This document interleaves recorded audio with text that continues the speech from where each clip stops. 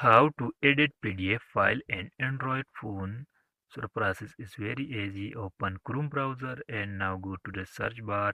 Now type I love PDF. Search this. Now open this site.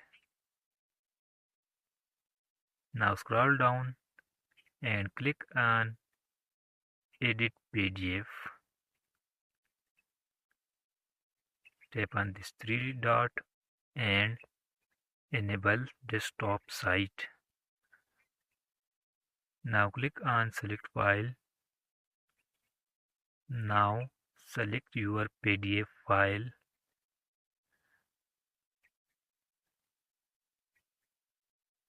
After that, now click on this icon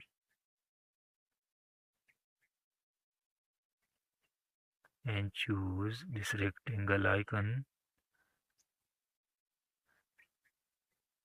After that, now adjust the shape on any text you want to edit and click on this box and choose white color.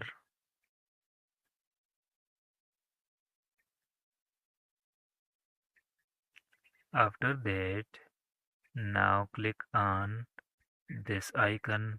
Now write any other words you want to keep these changes. After that, move this on correct place. After that, save your this PDF file. Thanks for watching.